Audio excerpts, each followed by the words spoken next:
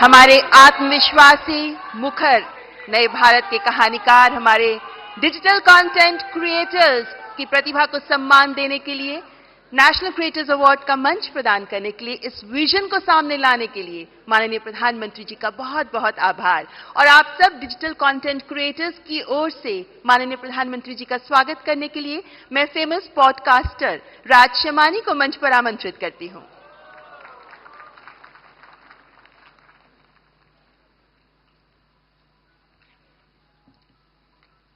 I'm honored to introduce the next person on the stage who needs no introduction. But before I do that, I want you to thank your stars. शुक्र मनाओ guys कि ये content creator नहीं है, क्योंकि अगर ये होते तो हम सबकी दुकानें बंद हो जाती। Because जब ये रील बनाते हैं तो वायरल हो जाती है, जब ये ट्वीट करते हैं तो वो ट्रेंड बन जाता है, जब ये रेडियो शो पे जाते हैं तो वर्ल्ड का नंबर 1 रेडियो शो बन जाता है, जब ये कोई स्लोगन देते हैं तो वो हैशटैग बन जाता है। He does not write the trend, he is the trend.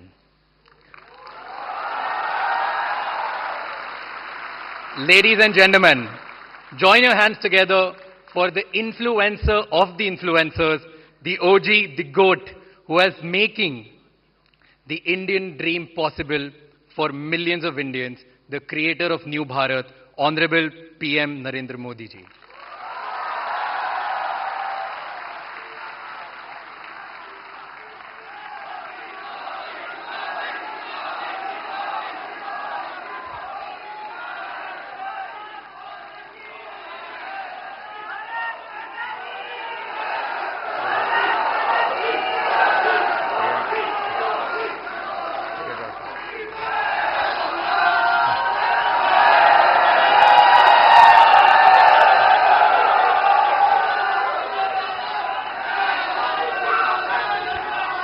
Thank you Raj Shamani.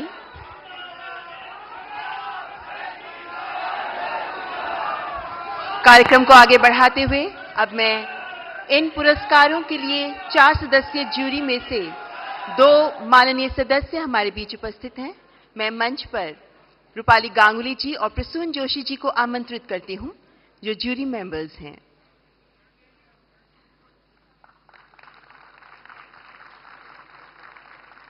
और अब अति आदरणीय प्रधानमंत्री जी के कर कमलों द्वारा पुरस्कार वितरण का शुभारंभ किया जाएगा।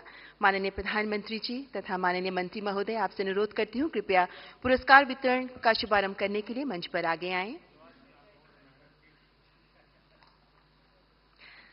The first category, the award for the new India champion, the award goes to Abhi and new.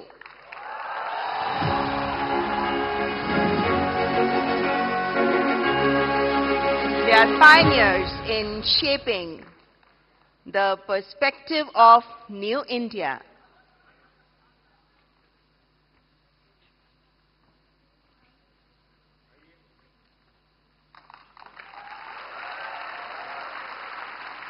Through their insightful content and wide range of topics, they have raised awareness for New India.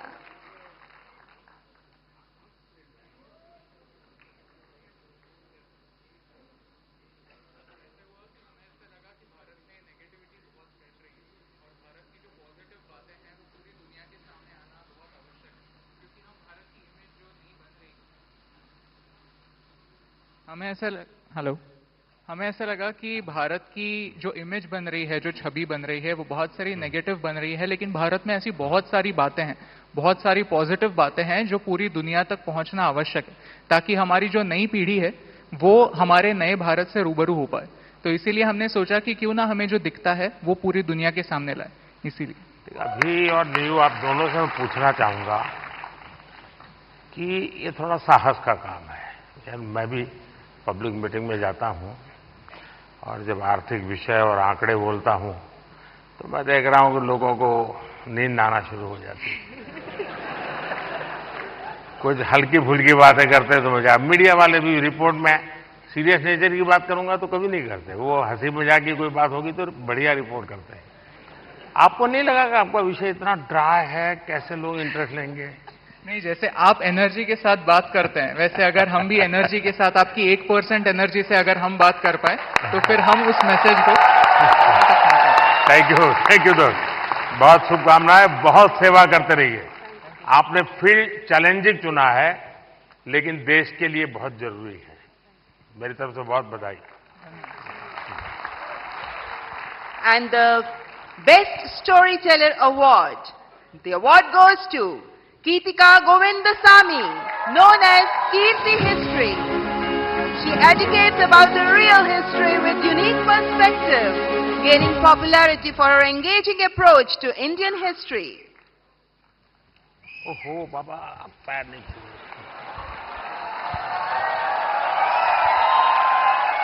देखिए, वैसे politics में पता नहीं देश में परंपरा बन गई, लोग पैर छूते हैं। कला जगत में पैर छूना उसका भाव अलग है, लेकिन मैं बहुत डिस्टर्ब हो जाता हूं। और उसमें भी जब कोई बेटी, Thank you, sir.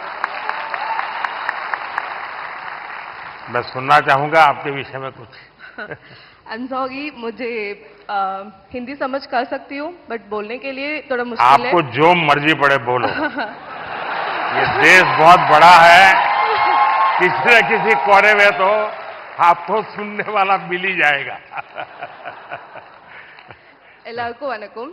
I would really like to appreciate our Honorable Prime Minister for the fact that you have taken up Tamil in a lot of stages and you said like Tamil. So I must start with Vanakkam. Yeah, vanakkam.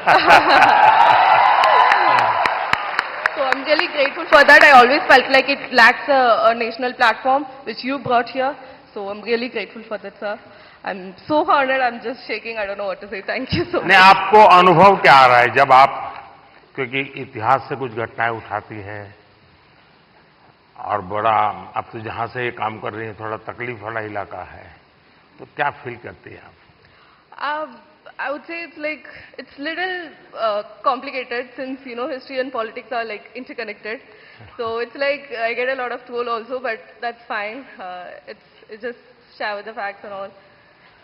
Teenager का जो group है, हाँ। जो सबसे ज्यादा अपना समय यहाँ बिताता है, मतलब आप लोगों के लिए वो समय इकट्ठा करता है,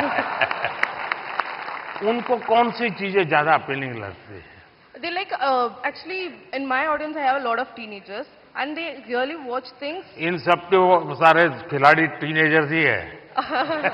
That's true. So they really like things about the stories which talks the greatness of India. So that kind of stories they really like a lot. उनको अच्छा लगता है। Yeah. चलिए, People really feel proud of it. बहुत सेवा कर रहे हैं आप देश की। Thank you. Thank sir. You, Thank you so all the much. Best. So big applause for Keetika Govindasamy. And the next category is Disruptor of the Year Award. स्थापित मानदंडों को चैलेंज देकर नई राह बनाने वाले ये अवार्ड, जिसके विनर है Ranveer Allahbadia. We know him as Beer Bicep. He focuses on fitness, spirituality and lifestyle through his The Ranveer Show. बधाई हो। तो आज भी कुछ फिटनेस का मंत्र देंगे लोगों को? हैं? योगा करनी चाहिए, मेडिटेशन करनी चाहिए। तो फिर तो ये लोग कहेंगे कि मोदी जी की बात बता रहा है। तो फिर कहेंगे तुम बीजेपी वाले हो गए हो। नहीं सर, मोदी जी शायद यूथ की बातें कर रहे हैं, तो पूरा यूथ ही मेडिटेशन कर रहा है। आप बस वही बात फिर से कह रहा हूं मैं। कभी मैं आपको पूरी तरह तो फॉलो कभी किया नहीं है, क्यों सर? क्योंकि बहुत कठिन होता है जी। मुझे खुद को 50 साल छोटा करना पड़ेगा, तब जाकर के आपके साथ थोड़ा वेवलेंथ बैठेगा। मेरा वेवलेंथ नहीं, मैं विषय पूछना, क्या नींद के संबंध में आप कोई कार्यक्रम करते हैं?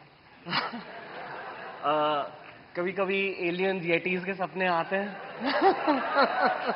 नहीं, मैं इसलिए कह रहा हूं कि सचमुच में नींद की बहुत उपेक्षा हो रही है जी, जबकि पूरी दिनचर्या में पहला टाइम टेबल नींद तय करनी चाहिए। मैं बहुत उल्टा बता रहा हूं आज, क्योंकि मैं उसका भुक्तभोगी हूं। मैं नींद के संबंध में बहुत ही इनडिसिप्लिन हूं। मैं बहुत कम सोता हूं और मेरे सब लोग मुझे डांटते रहते हैं और कई सालों से मेरी बीमारी आ गई है, मैं बहुत कम सोता हूं। लेकिन मैं चाहता हूं लोग पूरी यानी सोते रहे ऐसा मैं नहीं चाहता हूं। मैं जगाना, लोगों को जगाना मेरा काम है। लेकिन नींद के संबंध में हम ज्यादा उतने जागृत नहीं है। कभी उस पर सोचिए ना। जी जी, योग निद्रा करनी चाहिए। योग निद्रा अलग है जी, वहां मत ले जाइए। देखिए, योग निद्रा वो विषय है जो नॉर्मली नींद से कठिनाइयां हैं, नहीं हो पाती, तो योग निद्रा कर लिया तो उनका 3-4 घंटा और निकल जाता है। आपके साथ पॉडकास्ट करने का मूड हो रहा है सर। अरे वाह। चलिए, मूड तो हरे के बहुत होते हैं भाई।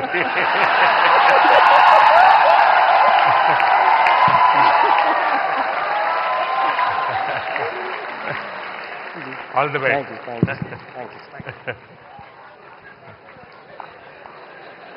और अगला पुरस्कार प्रकृति और पर्यावरण के प्रति समर्पित भाव से काम करने वाले ग्रीन चैंपियन अवार्ड, जिसके विनर हैं Pankti Pandey. As an ISRO scientist, Pankti amplifies the message of mission lifestyle for environment. बहुत बहुत बधाई। कुछ अपने कार्य के विषय में बताइए। સર હું અમદાવાદથી છું। स्वागत है। आप लोगों अहमदाबादियों की पहचान है क्या आप लोगों को? हम अहमदाबादी लोगों के लिए कहा जाता है, ये अहमदाबादी इसलिए बता रहा हूं, उनके लिए कहा जाता है, यानी कोई बुरा मत माने, क्योंकि आजकल ऐसा है कुछ भी बात बड़ा विवाद का विषय बन जाती है। लेकिन ये बचपन में जो सुनते थे वो मैं बता रहा हूं, मैं मानता नहीं हूं। एक बार रेलवे प्लेटफॉर्म पर ट्रेन आई, तो उसमें जो पैसेंजर था वो ऊपर के बर्थ पर था। तो उसने बाहर खिड़की में पूछा कि भाई कौन सा स्टेशन आया है? तो बाहर वाले ने कहा 4 आना दोगे तो बताऊंगा। तो उसने कहा मत बताओ, ये अहमदाबादी होगा। अच्छा बताइए। प्रकृति के बारे में बताती हूँ। हम बदलाव बहुत चाहते हैं दूसरी चीजों में, पर हम बदलाव कभी अपने आप में नहीं लाना चाहते हैं। वो सबसे डिफिकल्ट चीज होती है। तो मैं अभी यहाँ पे जो सब लोग उपस्थित है यहाँ पे, उनसे कहूंगी, एक चीज हम अगर हमारे वहां पे करें, हम अपने वेस्ट को ऑडिट करें। हम दूसरों का कचरा देखते हैं, पर हम क्या खुद निकालते हैं वो हम कभी नहीं देखते हैं। तो I request all of you to waste audit your dustbin, कि क्या हम हमारी लाइफ को जीरो वेस्ट बना सकते हैं। पूरे तरीके से नहीं, पर क्या हम कोशिश कर सकते हैं। Thank you so much. Mission life के संबंध में डिटेल स्टडी किया है आपने? मिशन लाइफ नहीं सर। मैंने एक यूएन सेक्रेटरी जनरल के साथ दुनिया के सामने एक मिशन लॉन्च किया है। क्लाइमेट, एनवायरनमेंट, सर्कुलर इकोनॉमी, ये सारी बातों से हम परिचित है। और लोग दुनिया कहते हैं तुम ये मत करो, तुम वो मत करो। सारा मैं क्या करूंगा कोई कहता ही नहीं है। बिल्कुल। और इसलिए मैंने कहा है मिशन लाइफ। और मिशन लाइफ के पीछे मेरा इंटरेस्ट यही है कि आपकी लाइफस्टाइल ही एनवायरनमेंट फ्रेंडली होनी चाहिए। हम क्या करते हैं, एसी कार में बैठ करके जिम जाएंगे, जिम में बिजली जला करके पसीना निकालेंगे, फिर एसी कार में बैठ करके घर वापस आएंगे और फिर 5 स्टार होटल में जाकर के एनवायरनमेंट पर भाषण देंगे।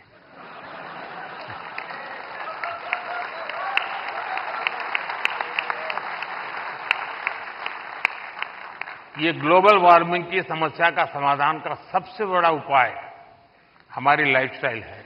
आपका यही मिशन है ना? यस सर, बिल्कुल। बहुत अच्छा काम कर रहे हैं। बदलाव हमसे है, बिल्कुल। और अहमदाबादी है तो वेस्ट का बेस्ट कैसे बनाना, इसमें एक्सपर्टाइज होती है। ये अहमदाबादी लोग एक भी चीज फालतू छोड़ते ही नहीं है। धन्यवाद जी। माइक दे दीजिए क्योंकि वो काम आएगा।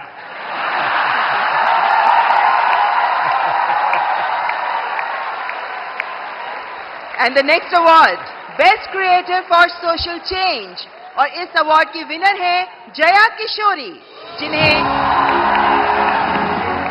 आधुनिक दौर की मीरा कहा जाता है। One of the youngest spiritual orators, she shares stories and teachings from Bhagavad Gita and Ramayana in insightful manner. बहुत बहुत बधाई आपको। चलिए, आपने लोगों को आध्यात्मिक दुनिया की तरफ बड़ी आधुनिक तरीके से रुचि फैलाई है। बहुत बहुत धन्यवाद। बताइए कुछ। जी, मैं कथाकार हूँ, श्रीमद् भागवतम करती हूँ और गीता जी के ऊपर बातें करती हूँ, क्योंकि मेरा बचपन इन्हीं चीज़ों से गुजरा है और जो बदलाव मुझ में आया है, चाहे शांति, सुकून, खुशी, हर चीज़ को लेकर। और सबसे बड़ी बात, क्योंकि हमारी सोच है कि भगवान से जुड़ना तो बुढ़ापे का काम है, और मुझे लगता है सबसे गलत सोच है, क्योंकि सबसे ज़्यादा अध्यात्म की ज़रूरत युवाओं को है। और अगर मैं मटेरियलिस्टिक लाइफ के साथ साथ आध्यात्मिक जीवन जी सकती हूँ, तो मुझे लगता है हर युवा जी सकता है। लोगों को डर लगता है कि अध्यात्म मतलब झोला लेके चले जाना। हाँ जी। तो आप उसको रास्ता पर बताइए ऐसा ना। बिल्कुल नहीं है, क्योंकि सबसे बड़ा आध्यात्मिक ज्ञान है श्रीमद् भगवद गीता, और वो एक ऐसे व्यक्ति को सुनाई जा रही है, अर्जुन, जो आगे जाके राजा बनने वाले हैं, और राजा से ज्यादा ऐश्वर्य किसी के पास नहीं होता। और गीता में भगवान ने एक बार भी, श्री कृष्ण ने नहीं कहा कि राज्य छोड़ दो, बस कहा अपना धर्म पूरा करो जहां भी हो। बहुत बहुत धन्यवाद। And now the most impactful Agri Creator Award. This award goes to Lakshya Dabas. I invite his brother, Mrinal Dabas, to receive the award on his behalf. कृषि को लेकर इनोवेटिव टेक्निक से कैसे हम कृषि को समृद्ध कर सकते हैं, इसी पर काम करते रहे हैं लक्ष्य दबास। बधाई हो, आपका लक्ष्य सफल हो। बहुत बहुत शुक्रिया इस मंच से बुलाने के लिए पदंत साहब। मैं मृणाल डबास, हम जैविक किसान हैं। देश की जरूरत जरूर थी 1970s में कि एक ग्रीन रेवोल्यूशन आया गया, लेकिन उसके बाद देश बढ़ा और आज देश की जरूरत जैविक खेती की है, जिसमें कोई रसायन, कोई पेस्टिसाइड हमारे खाने में जो जहर हम डालते हैं वो ना डाला जाए। इसी संदर्भ में हमने 30,000 से ज्यादा किसानों को अपने खेत में बुला के, हम जटखोड़ खेत से बिलोंग करते हैं जो दिल्ली सोनीपत बॉर्डर पे है, बुला के कैसे जैविक खेती की जाती है, किस तरह कीटों से बचाया जाता है, उस संदर्भ में उनको सिखाया है। अगर हम सरसों का तेल निकालते हैं तो एक्सपेलर यूनिट नहीं, जो प्राचीन समय में कच्ची घानी का तेल हुआ करता था। अगर हम गाय पाल रहे हैं, जर्सी एचएफ नहीं, जो हमारी देसी गाय है, गिर है, सहवाल है, थारपारकर है, राठी है, क्यों उसको ही हमें ज्यादा सेवा करनी चाहिए? और उसके दूध में और उसका जो घी बनता है, क्या उसमें ज्यादा प्रोटीन कंटेंट होता है और हमारे शरीर के लिए क्यों वो ज्यादा जरूरी है? इसी संदर्भ में हमारा उद्देश्य रहता है। और देखिए, लक्ष्य आप स्वयं तो एक मिशन बोर्ड में इस काम को कर रहे हैं, लेकिन आज आपका यहां आने से इनको भी और देश को पता चलेगा कि ऐसे नौजवान, जबकि दुनिया कुछ अलग सोचती है, ये अलग सोच रहा है।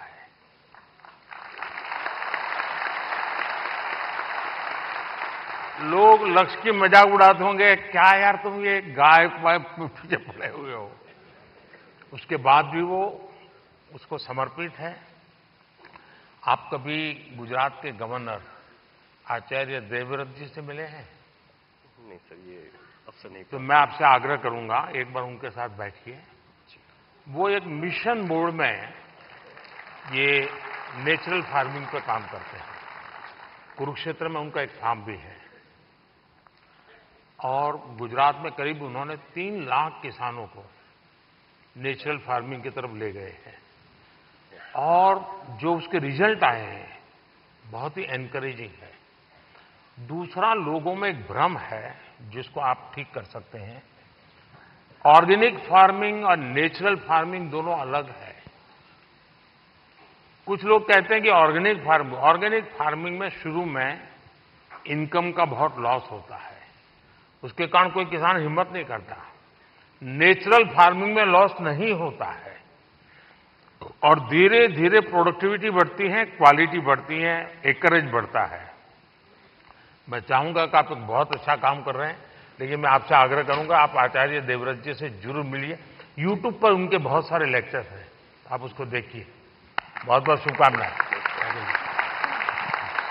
And now the cultural ambassador of the year award, और इस अवार्ड की विनर हैं जानी मानी गायिका मैथिली ठाकुर। आपके ओरिजिनल सॉन्ग्स होते हैं और आप पारंपरिक लोकगीत के माध्यम से विभिन्न भारतीय भाषाओं में गाती हैं और हमारे देश की समृद्ध संस्कृति को सामने प्रस्तुत करती हैं। मैथिली ठाकुर। मैथिली नमस्ते। तो आज कुछ सुनाई दो और क्या क्योंकि लोग मेरा सुन सुन के थक जाते हैं। बिल्कुल सर। अच्छा, थक जाते हैं ना? नहीं मतलब बिल्कुल मैं आपको सुनाती हूँ। और सबसे पहले सभी लोगों को महाशिवरात्रि की ढेर सारी शुभकामनाएं। और तो शिव जी का ही भजन कर लो आज। जी जी जरूर।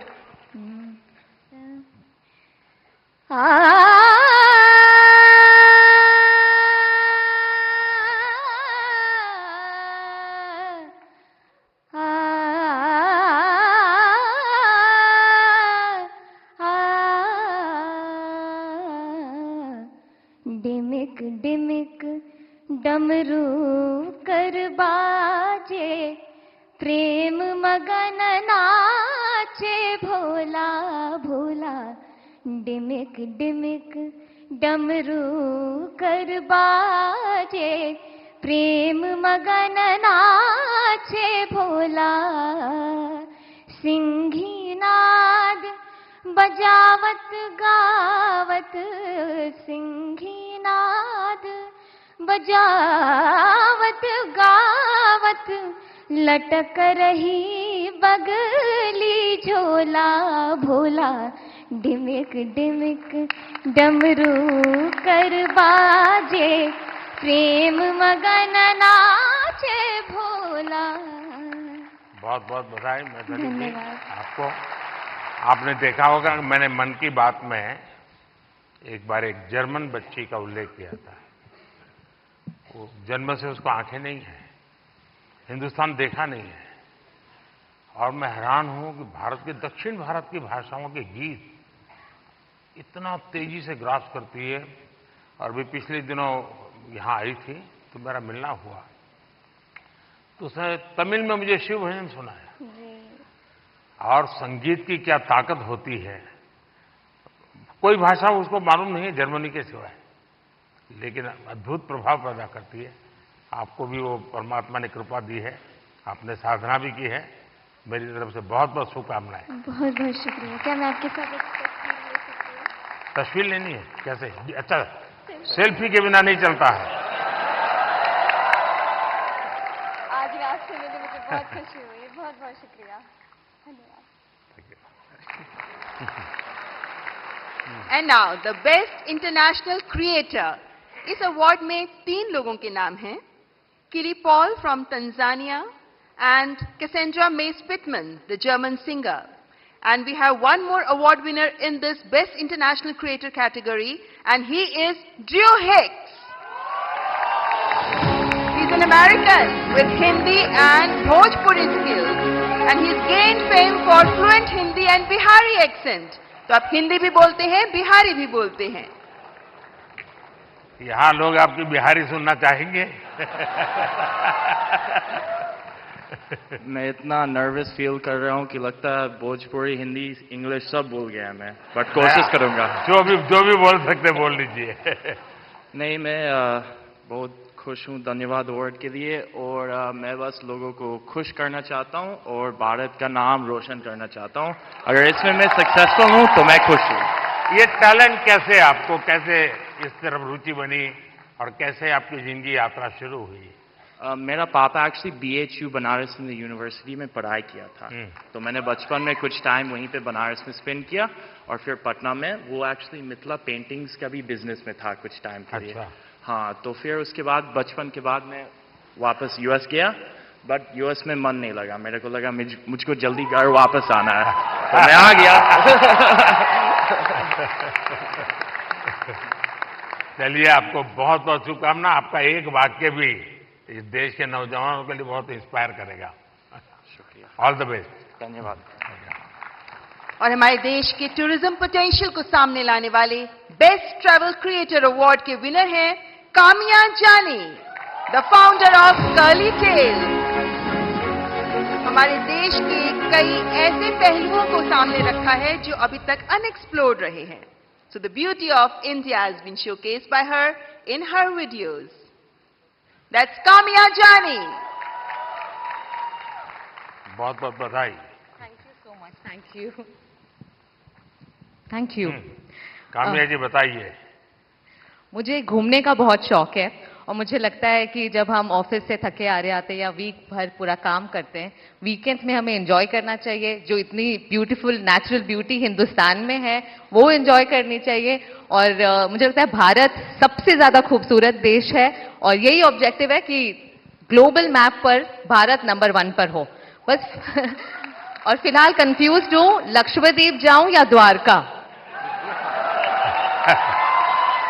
द्वारका आपको काफी नीचे जाना पड़ेगा। लेकिन वो मेरा अनुभव बहुत ही अद्भुत था। खैर, उसकी बात कभी फिर करूंगा, लेकिन मैं नहीं मानता सब टूरिस्टों के लिए कितना सुविधाजनक होगा। लेकिन अब जैसे मैं आदि कैलाश गया था, आदि कैलाश हमारा काफी ऊंचे टॉप पर है, और दूसरी तरफ मैं यहां द्वारिका में काफी मीटर नीचे चला गया पुरानी द्वारिका देखने के लिए। आप ये जब भारत की इन धरोहर का परिचय करवाती हो, तो मैं दो विषय लेकर इन दिनों चल रहा हूं। उसमें आप जो क्रिएटर्स होते हैं मदद कर सकते हैं। एक हमारे लोग क्या करते हैं, जैसे कहीं चले गए सोमनाथ, तो बस में ट्रेन में अपनी कार से उतरेंगे, भागेंगे, और जैसे भगवान अभी कहीं जा रहे हैं तो पकड़ो। उनके दिमाग में यही रहता है, तो दौड़ो, पकड़ो, और फिर एक बार देख लिया तो इधर उधर छुट्टी। मैं कहता हूं भाई ऐसा क्यों करते हो? जहां जाते हो कम से कम एक रात रुकिए। टोटल जो आपका बजट है, टूर ट्रैवल का टोटल बजट है, कम से कम 5% 10% लोकल कुछ न कुछ चीज खरीदिए, लोकल प्रोडक्ट खरीदिए। अब फिर आप कहेंगे नहीं हमने पानी पूरी खरीदी थी, ऐसा नहीं। खाना वाना तो कंपलसरी है, खाएंगे, लेकिन कोई वहां की प्रोडक्ट, क्योंकि हमारे देश की जो ये भी एक सामर्थ्य है और वहां की इकोनॉमी को बहुत बड़ा बल मिलता है। अब जैसे मान लीजिए आप बद्रीनाथ गए और वहीं से थोड़ा एक 5 किलोमीटर दूर मणा गांव गए और मणा गांव से हैंडीक्राफ्ट खरीदा, तो हिंदुस्तान का वो पहला गांव, उसके बाद चाइना आ जाता है, वो पहला गांव, वहां के कुछ चीजें खरीद करके अपने गांव ले जाओगे, देश की एकता को हमेशा हमेशा बनाए रखने का काम आएगा। तो कभी आप ऐसे विषयों को भी अगर प्रमोट कर सकते हैं तो बहुत अच्छा होगा। बिल्कुल, बहुत सारे मंदिर कवर किए हैं मैंने अपने वीडियोस में, और आपका बहुत बड़ा थैंक यू, क्योंकि अब सारे ही मंदिरों को बहुत ही नया रूप मिल चुका है। So thank you for that. Thank you. And now let's recognize the best creator in tech category. और इसके विनर हैं टेक्निकल गुरुजी के नाम से जाने जाने वाले गौरव चौधरी। आपका पहला टेक चैनल है जो 1 करोड़ सब्सक्राइबर्स के मार्क को क्रॉस कर गया, and you even covered UPI in Paris. That's Gaurav Chaudhary.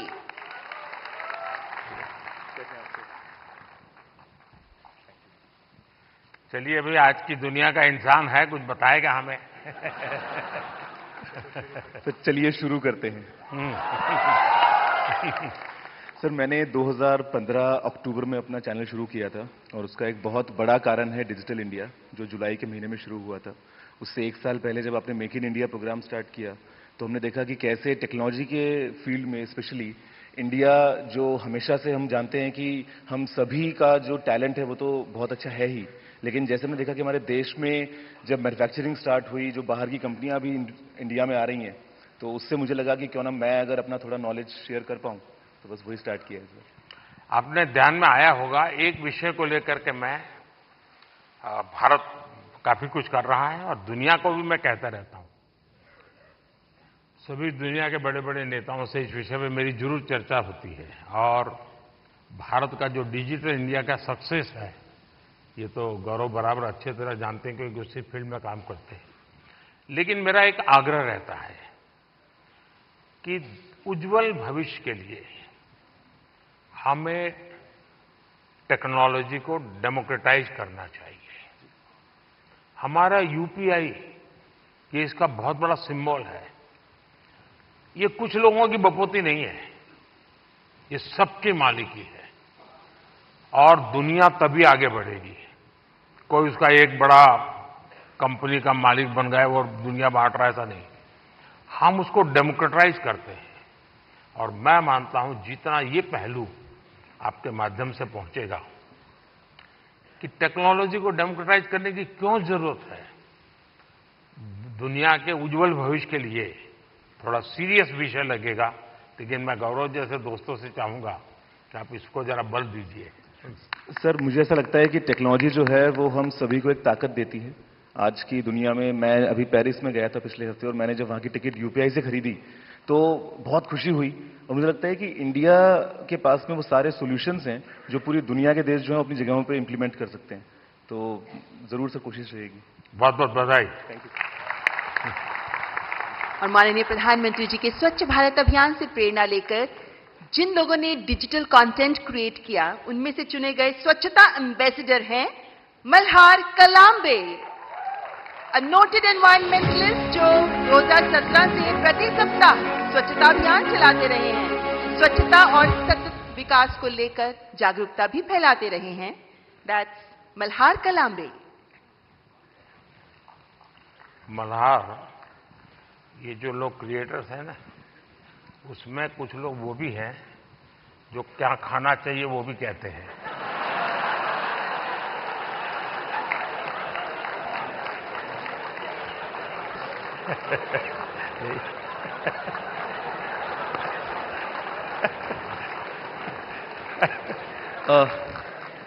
इस पुरस्कार के लिए शुक्रिया। मैं बेसिकली एनवायरमेंटलिस्ट हूँ। हम पिछले 6.5 साल से मुंबई में स्वच्छता मुहिम चला रहे हैं, आप ही से प्रेरणा लेके। पिछले 6.5 सालों में हम लोगों ने 500 से ज़्यादा क्लीनअप ड्राइव्स ऑर्गेनाइज की है, 80 लाख किलो से ज़्यादा कचरा मुंबई से साफ किया है। बट इतने सालों में मैंने एक चीज़ देखी है कि लोगों को कचरा उठाने में शर्म आती है, लज्जा लगती है। कई लोगों ने मुझे कचरे वाला तक कहा है, बट मैं एक चीज़ में विश्वास रखता हूँ कि अगर देश साफ करना है तो हाथ तो गंदे करने पड़ेंगे। Thank you. बहुत बहुत शुभकामनाएं। और आपने युवकों को बड़ी प्रेरणा दी है और अच्छी अच्छी सेलिब्रिटीज उनके साथ जुड़ती हैं, काफी मेहनत करते हैं और नियमित रूप से करते हैं, ऐसा नहीं टोकनिज्म करते हैं। और उन्होंने एक वातावरण बनाया है। मैं आपको बहुत बधाई देता हूं, लेकिन फिर भी मैं चाहूंगा थोड़ा बट सर मैं एक चीज कहना चाहूंगा, अपने अंकित भैया के साथ लास्ट ईयर स्वच्छ भारत दिन के दिन क्लीनअप किया था। ये मेरी भी एक इच्छा है कि कभी आपके साथ क्लीनअप कर पाऊं। वाह, थैंक यू। Thank you. जरूर जरूर मौका मिलेगा। और हमारी हर प्रकार की सफाई में काम आ सकता है। इस चुनाव में भी सफाई होने वाली है।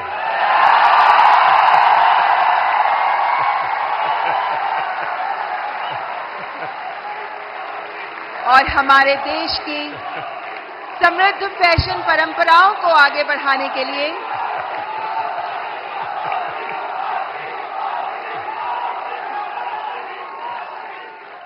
The next category heritage fashion icon award, और इस अवार्ड की विनर है जहानवीर सिंह। आप पूरी तरह भारत के पारंपरिक फैशन को आगे बढ़ा रही हैं, जिनमें भारतीय साड़ियां भी मौजूद हैं। Spirituality, Bhagavad Gita, heritage fashion पर आप काम करती रही हैं। दैट्स जहानवीर सिंह। लो बाबा, पैर मत छूइए। बहुत बहुत बधाई आपको। और दुनिया में भारत की चीज, क्योंकि टेक्सटाइल मार्केट फैशन के साथ ही जा सकता है, वो अकेला नहीं जाता है आजकल, क्योंकि रेडीमेड ब्रांड का जमाना है। और आप बड़ी मदद कर रही है, कुछ सुनाइए लोगों को। बहुत बहुत धन्यवाद। मेरा नाम जानवी है और सबसे पहले बहुत धन्यवाद इस पुरस्कार के लिए। और मैं चाह रही हूँ कि इस नए भारत में जो हमारी प्राचीन परंपरा है उसे अपनी संस्कृति, शास्त्र, संस्कार और साड़ियों के माध्यम से आगे लेके जाऊं। और मेरा सबसे यही अनुरोध है कि अपनी संस्कृति, शास्त्र, संस्कारों को भूलिए मत, उसे अपने साथ रखिए। आप कितने भी मॉडर्न हो जाएं, हमेशा ये रूट्स आपको याद होनी चाहिए। एक है अब दुनिया में रेडीमेड का जमाना है जी। और मैं मानता हूं कि हमने इस प्रकार किसी को अगर गाइड कर सकते, आप जैसे लोग गाइड कर सकते, जैसे अब साफा कोई मानता नहीं, रेडीमेड आता है पहन लेता है, फोटो वोटो निकल जाती है। धोती मानता नहीं कोई, रेडीमेड आता है पहन लेता है। भारतीय जो वेश है उसमें भी साड़ी कठिन काम है पहनना। अगर उस आ रहा है थोड़ा बहुत, लेकिन मैं समझता हूं वो जितना ज्यादा प्रमोट होगा, दुनिया में बहुत बड़ा मार्केट बनने वाला है। तो उस दिशा में कैसे आप लोगों को इंस्पायर कर सकती है? मुझे लगता है हमारे देश में बहुत अलग अलग प्रकार के टेक्सटाइल्स हैं और उसको अपने वीडियोस से मैं प्रमोट करती हूँ। उसका पहनावा कैसा है, उसकी बुनाई कैसे की जाती है, टेक्सटाइल कैसा है, तो उसको आगे ले जाने का प्रयास है वीडियोस के माध्यम से, ताकि लोगों को पता चले कि हमारे भारत में इतने अलग अलग टेक्सटाइल्स और इतने सुंदर प्रिंट्स, वेराइटीज हैं जो हमें देश के सामने लानी चाहिए। और भारत एक सबसे सुंदर देश है और उसकी विरासत, उसकी परंपरा, संस्कार, संस्कृति, हर एक चीज बहुत सुंदर है। तो मेरा यही प्रयास है कि मैं उसको आगे लेके जाऊं। देखिए, भारत फैशन की दुनिया में लीडर रहा है। बहुत लोग हैरान हो जाएंगे अगर आज लोगों को लगता है मिनी स्कर्ट ये आधुनिकता की निशानी है, या पर्स ऐसे लटकाती बहनें।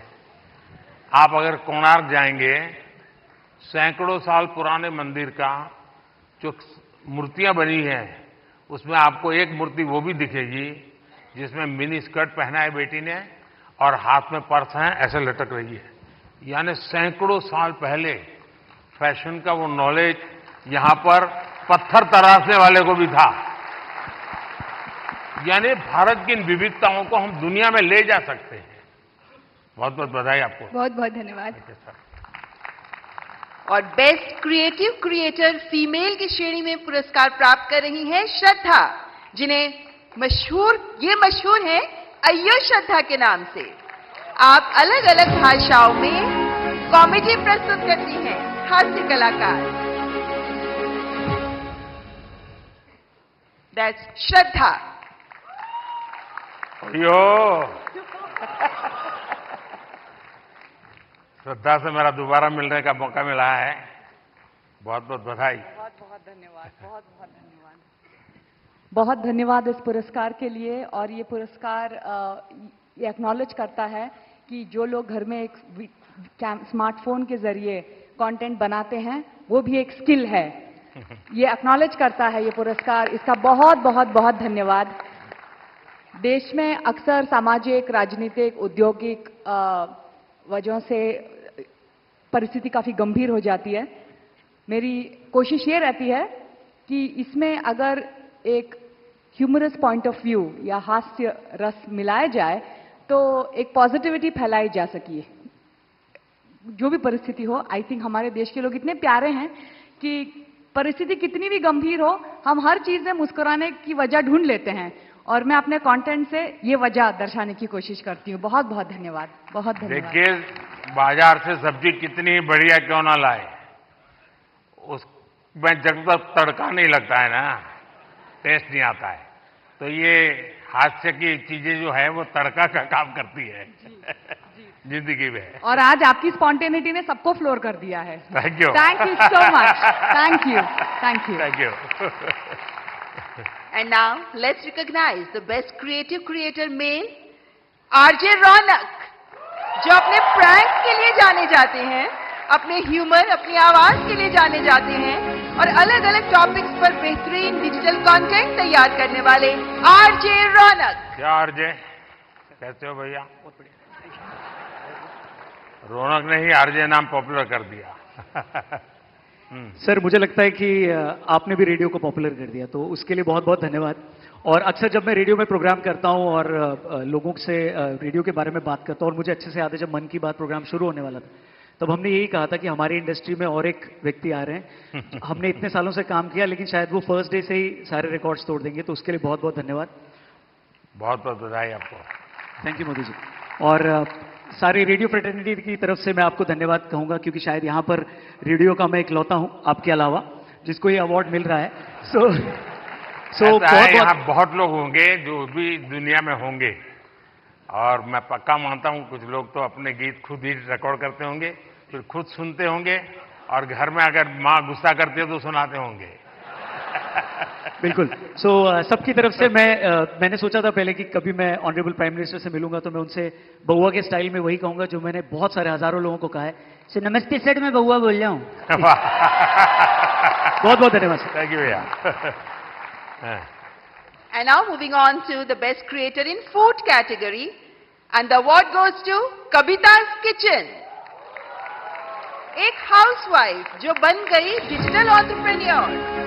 She has played a vital role in celebrating the rich culinary heritage of India.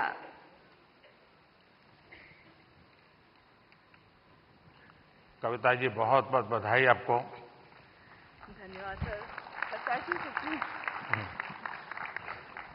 वो जो मल्हार है ना, उनको खाना बनाना हाँ, सिखाओ। उसको कुछ सिखाइए।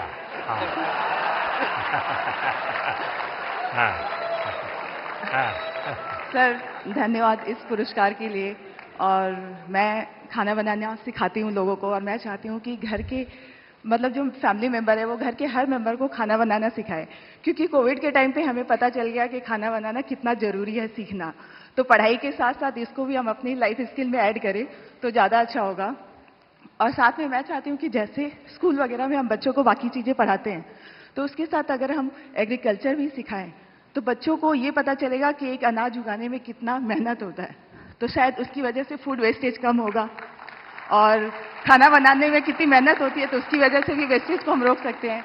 तो ये मेरी सोच है, मैं चाहती हूँ कि ऐसा अगर हो तो फ्यूचर में अच्छा होगा।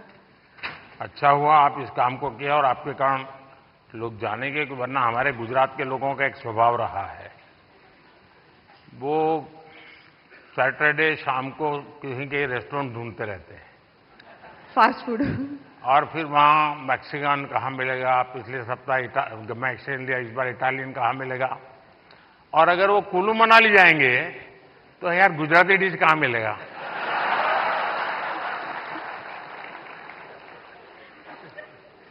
खैर, लेकिन आपने देखा होगा कि हमने 2023 को इंटरनेशनल मिलेट ईयर के रूप में दुनिया में पॉपुलर किया। हमारे यहाँ परंपरागत रूप से मिलेट खाया जाता था, लेकिन आज हमारे डाइनिंग टेबल पर से वो खो चुका था, फिर से आ रहा है।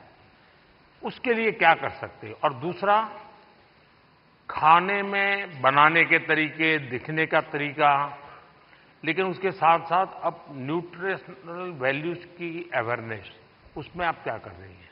मैं कहना चाहूंगी कि जैसे बच्चे, उनको फैंसी फूड पसंद होता है, तो अगर हम उसमें ज्वार, बाजरा, रागी ये सब फ्लोर मिला के, जैसे मैं सुबह दूध की मलाई बचती है तो उसमें बनाना मैश करके डाल देती हूँ, थोड़ा रागी, ज्वार फ्लोर, काजू किशमिश क्रश करके, और इसके छोटे छोटे ऐसे पैनकेक बना देती हूँ। तो बच्चों को पता नहीं चलता, उनको लग रहा है कि बहुत मीठा है और अच्छा है। तो बच्चों के स्वाद के हिसाब से हमें खाने में थोड़े चेंजेस करने पड़ेंगे। और ये जो मिलेट है वो हम अपनी लाइफ में आजकल डाइटिशियन, डॉक्टर सब बोलते हैं कि मिलेट्स खाना हमारे लिए अच्छा है, और हम वापस उसी जनरेशन में जा रहे हैं जहां से हम शुरू किए थे। मैं अभी यूएस में, मुझे निमंत्रित किया गया था, तो व्हाइट हाउस में बहुत बड़ा डिनर था, सबके लिए वेजिटेरियन था, और सरप्राइजिंगली 80% डिश मिलेट्स की थी व्हाइट हाउस में। तो मिलेट हम सबको अपने फूड में इंक्लूड करना चाहिए। और ये आपकी बात सही है कि बच्चों को उसमें रुचि बननी चाहिए। मैं याद है, खैर मैं बच्चा नहीं था तब, मैं ताइवान गया था बहुत साल पहले, तब तक मैं मुख्यमंत्री भी नहीं था, और मेरा कोई 10 दिन का वहाँ कार्यक्रम, वहाँ की सरकार ने मुझे बुलाया था। अब मेरे यहाँ से गया आइटनरी के साथ, no fish, no eggs, no meat, सब no no no no no. तो उनके लिए परेशानी थी, खिलाए क्या उसको। तो फिर मेरे साथ जो उनके कोऑर्डिनेटर थे उन्होंने कहा कि साहब यहाँ एक बुद्धिस्ट रेस्टोरेंट है जो वेजिटेरियनिज्म को प्रमोट करती है, तो हमने आपके लिए वहां तय कर लिया है, आप क्योंकि और कहीं पर भी आपके लिए वेजिटेरियन मिलना मुश्किल हो जाएगा। तो मैंने कहा चलिए आपकी बहुत बड़ा धन्यवाद करता हूं, आपने मेरी सेवा की। अब मैं गया, सब मैंने देखा, उन्होंने शोकेस किया हुआ था ऑर्डर देने के लिए। मैं देखते ही चौंक गया, क्योंकि किसी को दिखता था चिकन जैसा, कोई दिखता था फिश जैसा, कोई मटन की सारी चीजें दिखती थी।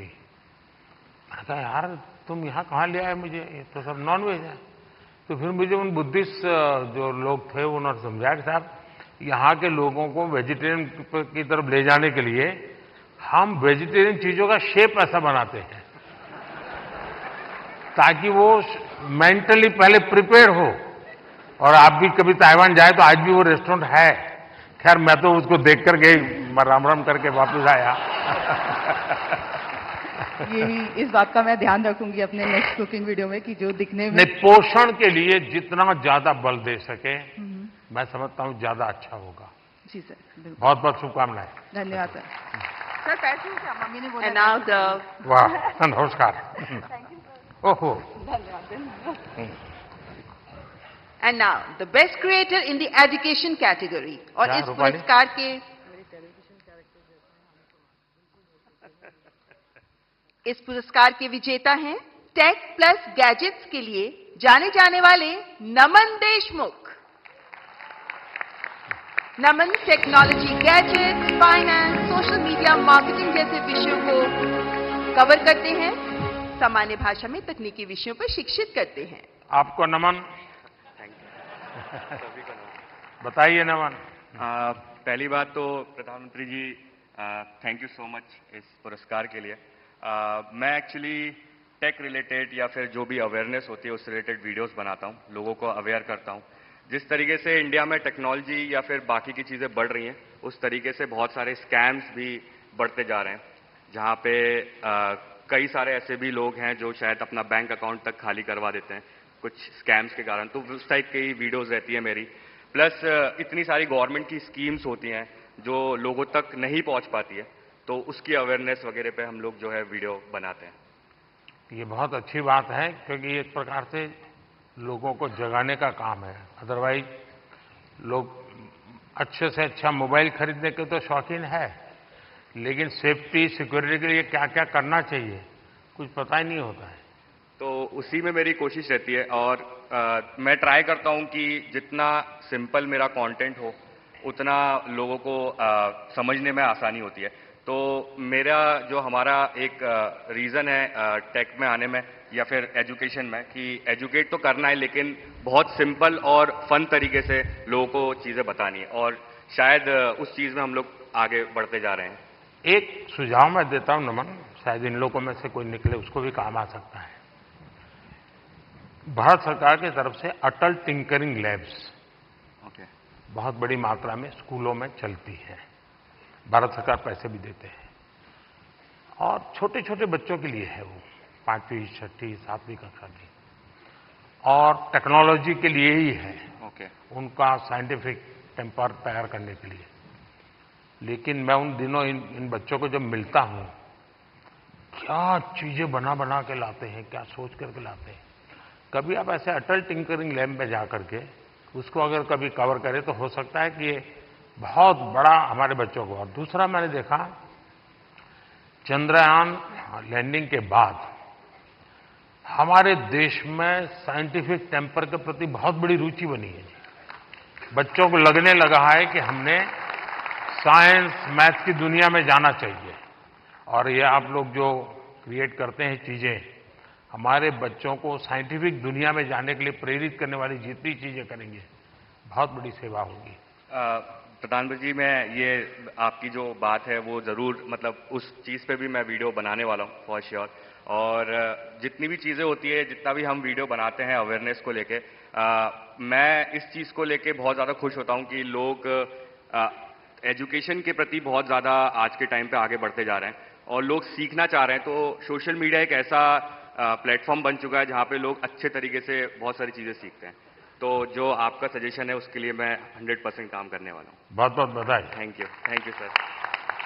Best health and fitness creator award के विजेता हैं अंकित भाई अनपुरिया,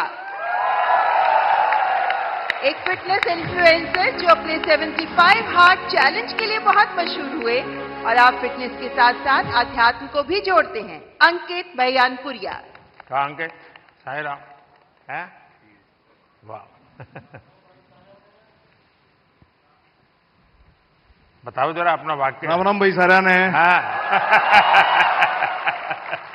बहुत बहुत बधाई। बहुत बहुत धन्यवाद। सुनाइए सबको और चैलेंज भी दे दीजिए आप तो।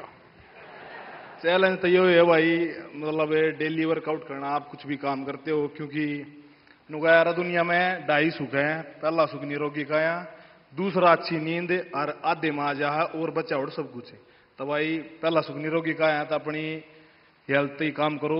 चाहे आप कोई भी काम करते हो, थोड़ा बहुत टाइम अपने थी काटो जरूर। बहुत बहुत बधाई। और गेमिंग क्रिएटर कैटेगरी के विजेता हैं ट्रिगर्ड इंसान के नाम से जाने वाले निश्चय। आप यूट्यूबर हैं, लाइव स्ट्रीमर हैं, गेमर हैं और आपकी कमेंट्रीज के लिए बहुत फेमस हैं। निश्चय, बहुत बहुत बधाई। Thank you sir, thank you. सुनाइए, कुछ ट्रिगर हो जाए। सबसे पहले तो thank you for this award PM sir. And मैं जेन्युइनली इतना ज़्यादा नर्वस हूँ, मैंने कुछ नहीं सोच रखा था। मुझे पता नहीं था कि यहाँ पे आके कुछ बोलना पड़ेगा। जब मैंने देखा सब आके कुछ बोल रहे, तब से मैं सोच रहा था, लिख रहा था फ़ोन में कि क्या बोलूँगा, एंड अभी भी नहीं पता क्या बोल रहा हूँ। बस एक चीज़ बोलनी थी कि गेमिंग कैटेगरी में ये अवार्ड दिया गया है, तो उसके लिए बस थैंक यू बोलना था सर कि गेमिंग को भी रिकॉग्निशन मतलब मिल रही है and it's a big thing. So thank you so much. बहुत बहुत शुभकामनाएं। And the next category best micro creator, और इस कैटेगरी के विनर हैं अरिदमन, जो वैदिक एस्ट्रोलॉजी और एंशिएंट इंडियन विजडम पर काम करते हैं। आप आध्यात्म पर काम करते हैं और ज्योतिष पर काम करते हैं और सबको प्रेरणा देते हैं। ओहो भैया, झुको मत। बहुत बहुत बधाई। तो आज क्या कार्यक्रम है? आज का बस यही कार्यक्रम है। नहीं, इसलिए ये सारे लाइन लगा के खड़े रह जाएंगे, क्योंकि ज्योतिष ऐसी चीज है, कोई भी हाथ दिखाता है। मैं अपना बचपन का एक अनुभव बता दूं। मैं ट्रैवलिंग करता था बहुत, और कभी आरक्षण रिजर्वेशन तो कोई सोचना ही नहीं था। भीड़ बहुत होती थी अनरिजर्व डिब्बे में। तो मैं क्या करता था, देखता था कि यहां थोड़ा मौका है, तो मैं किसी का हाथ पकड़ के शुरू करता देखना।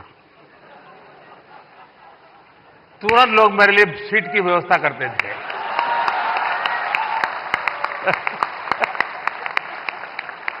आइए आइए बैठिए। अब आप बताइए। लक्ष्मी हयवदन परब्रह्मणे नमः। सभी को मेरा सादर नमस्ते। और पहले मैं ये बताना चाहूंगा कि मैं ज्योतिष की वीडियोस नहीं बनाता हूं। मैं धर्मशास्त्रों के कुछ विषयों पर अपनी वीडियोस बनाता हूं। और ये पुरस्कार मुझे मिला, इसमें धर्मचक्र भी है, इसमें वृषभ भी है, इसमें सिंह भी है। और इस धर्मचक्र की मर्यादा बनी रहे, ये धर्मचक्र सतत चलता रहे, इसके लिए ही मेरा छोटा सा प्रयास है। और ये धर्मचक्र केवल एक मूर्तमान पुरस्कार की कोई मूर्ति नहीं है जिसको हमें घर में जाकर के सजा देना है। अपितु अपने जीवन के अंदर इस धर्म चक्र को धारण भी करना है। और इसके अंतर्गत कोई आध्यात्मिक कर्मकांड नहीं आते हैं, इसके अंदर कोई पूजा पाठ या विधियां नहीं आती है। आज मैंने जो वेशभूषा पहनी है, बहुत से लोग इसे देखकर सोच रहे होंगे कि मैं कोई सन्यासी हूं, कोई बाबा हूं, कोई तपस्वी हूं, लेकिन मैं इनमें से कुछ नहीं हूं। मैं एक सामान्य बालक हूं जो अपनी 12वीं कक्षा इस समय कर रहा हूं। लेकिन मैं बताना चाहता हूं कि ये जो कपड़े मैंने पहने हैं, ये अध्यात्म का प्रतीक नहीं है, ये भारतीय संस्कृति का प्रतीक है, जिसे हम भुला चुके हैं। प्रधानमंत्री जी ने वेशभूषा की बात करी, हस्तकला की बात करी, और मैं कहना चाहूंगा कि जो परिधान मैंने पहना है, ये भारत का सबसे पुराना परिधान है, जिसको आज लगभग इधर बहुत कम लोग पहन के आए होंगे। तो मैं आशा करता हूं कि मेरे छोटे से योगदान से, यद्यपि मैं एक बहुत बड़ा क्रिएटर नहीं हूं, लेकिन मेरे छोटे से योगदान से मैं इस राष्ट्र के धर्म चक्र में एक छोटा सा सहयोग देता हूं, और उसके लिए आप सभी का मैं साथ मांगता हूं। और उसके लिए मुझे यहाँ बुलाने के लिए प्रधानमंत्री जी का बहुत बहुत अभिनंदन, आप सभी लोगों का बहुत बहुत अभिनंदन। नमस्कार। आप अरी कैसे आइडेंटिफाई करते हैं और अरी का दमन कैसे करते हैं? प्रथम तो अरी अंतर्मन के शत्रुओं का ही दमन करें, और बाहरी शत्रु बहुत रूप से होते हैं, फिजिकल शत्रु भी होते हैं, अंतर्मन के शत्रु भी होते हैं, परंपराओं के शत्रु भी होते हैं, रहन सहन के शत्रु भी होते हैं। और मैं समझता हूं कि जितनी हद तक हम इन शत्रुओं का निवारण कर सके उतना ही अच्छा है, और मैं इस अपने नाम को सार्थक करने के लिए उस लक्ष्य की तरफ अग्रसर हूं। और माननीय प्रधानमंत्री जी के आशीर्वाद से, आप सभी के आशीर्वाद से मैं इस पर आगे बढ़ता रहूं, ऐसी मेरी आशा है। बहुत बहुत शुभकामनाएं। And now the best nano creator award, और इस अवार्ड के विजेता हैं देवभूमि उत्तराखंड के चमोली जिले के पीयूष पुरोहित।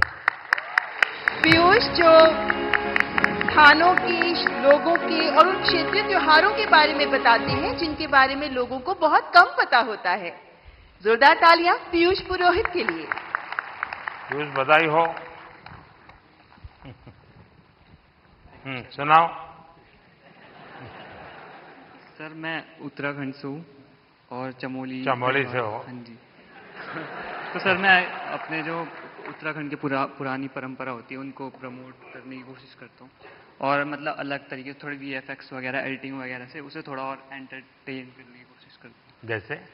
जैसे कि उसमें थोड़ा VFX यूज कर लिया, जैसे वीडियोस में VFX होते हैं, विजुअल आर्ट्स। मैंने मन की बात में एक बार लोगों को अपील किया था किसी और राज्य के गीत को गाइए, और चमोली का जो गीत है एक, वो केरल की बच्चियों ने स्कूल में गाया था, बहुत पॉपुलर हो गया था। शायद आपने वायरल देखा होगा उसको। चमोली का वो गीत बड़ा फेमस है, लोगों के स्वागत के लिए गाया जाता है। बहुत बहुत बधाई हो आपको। हाँ, कहिए। कोई बात नहीं, सब फर्स्ट टाइम वाले ही हैं।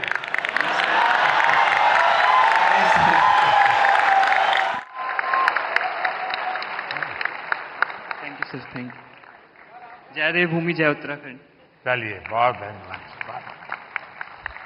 और नेशनल क्रिएटर्स अवार्ड्स की आखिरी श्रेणी, बेस्ट सेलिब्रिटी क्रिएटर अवार्ड, और ये अवार्ड दिया जा रहा है अमन गुप्ता को। एक उद्यमी के तौर पर अपनी सफलता और अपने इनोवेटिव बिजनेस स्ट्रैटेजीज के लिए मशहूर शार्क टैंक इंडिया में भी शामिल अमन गुप्ता। अमन, बहुत बहुत बधाई हो। सर, आप तो अब सक्सेसफुल है अपने जीवन में भी और दुनिया को भी दिखा रहे हो, जरा बताइए। तो सर 2016 में जब startup India, stand up India आया था, हमने अपनी कंपनी स्टार्ट करी थी सर। बोट तो जब हमने स्टार्ट करी थी तो लोग बोलते थे कि ये क्या कर लेंगे, ऐसा छोटा सा ब्रांड है, कुछ नहीं कर पाएंगे। और आज सर 2024, 7 साल बाद sir, we are world's second largest sir, विश्व second largest audio brand sir. 2021 में सर कोविड आया सर, हमारा सारा सामान इंडिया के बाहर बनता था सर। 2021 में आपने मेक इन इंडिया स्टार्ट किया सर, यहाँ पहन के घूमते हैं सर प्राउडली हम। और सर आज की time sir 70% of our products are now made in India sir. तो सर अभी अगला हमारा बस यही विजन है सर कि इंडिया से कोई ब्रांड, अच्छा ब्रांड इंडिया से बाहर जाए। और जैसे यहाँ पे जब कोई फिरंगी प्रोडक्ट आता है और लाइन लगती है, हम चाहते हैं फिरंगी भी हमारा प्रोडक्ट लाइन लगा के खरीदे सर। बहुत बहुत बधाई। बहुत बहुत बधाई। Thank you sir. Thank you. बहुत बहुत आभार माननीय प्रधानमंत्री जी, ये पुरस्कार प्रदान करने के लिए आपका बहुत बहुत शुक्रिया। मैं दोनों जजेज और भी 2 लोग थे, लेकिन शायद वो बाहर है। मैं जजेज का बहुत धन्यवाद करता हूँ, इतने शानदार लोगों को परिचय करवा दिया आपने। बहुत बहुत बधाई आपको। रूपाली गांगुली जी और प्रसून जोशी जी, आपसे अनुरोध, कृपया आप अपना स्थान ग्रहण करें। आपका बहुत बहुत आभार। ओह बाबा, पैर नहीं बाबा। माननीय प्रधानमंत्री जी के प्रेरणादायक शब्द हमें लगातार हमारा मार्गदर्शन करते रहे हैं और आज के इस अवसर पर हमने माननीय प्रधानमंत्री जी के बहुत से शब्दों को सुना, लेकिन माननीय प्रधानमंत्री जी को सुनने के लिए हम सभी अत्यंत उल्लासित रहते हैं, उत्साहित रहते हैं और इसीलिए अब मैं पुनः माननीय प्रधानमंत्री जी से सविनय निवेदन करती हूं, माननीय प्रधानमंत्री जी कृपया अपने शब्दों द्वारा हमारा मार्गदर्शन करें।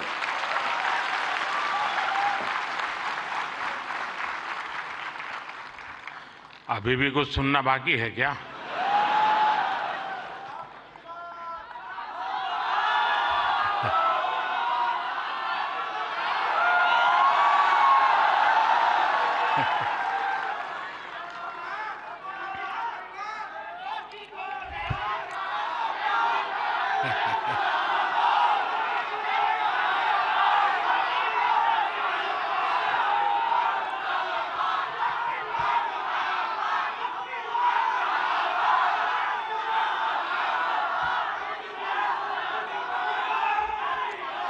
कैसे हैं आप सब लोग? थोड़ी सी वाइब भी तो चेक हो जाए।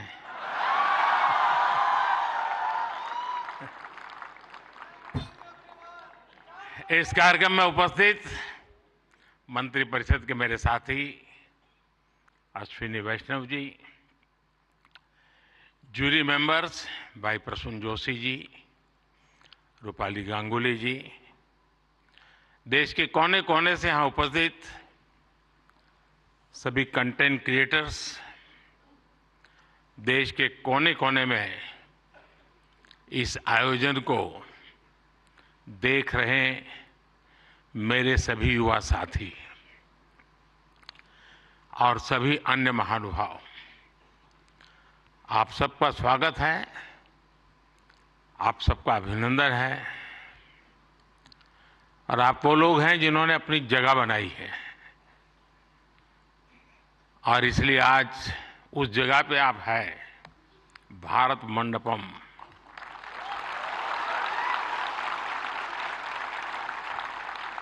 और बाहर सिंबल भी क्रिएटिविटी से जुड़ा हुआ है आते ही, और यही जगह है जहां G20 से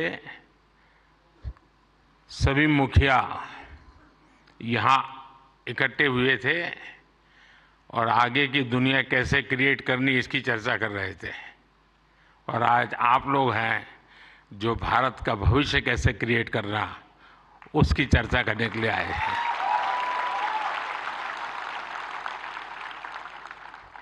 साथियों, जब समय बदलता है, टाइम चेंज होता है, जब नए युग की शुरुआत होती है तो उसके साथ कदम से कदम मिलाना ये देश का दायित्व होता है। आज भारत मंडपम में देश अपने उस दायित्व को पूरा कर रहा है। पहले नेशनल क्रिएटर अवार्ड्स यानी पहला है, ये आयोजन नए दौर को समय से पहले पहचान देने का आयोजन है।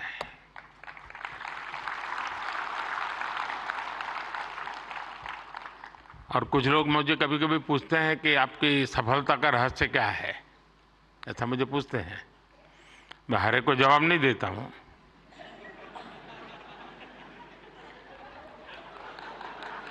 कोई रेस्टोरेंट वाला अपना किचन दिखाता है क्या?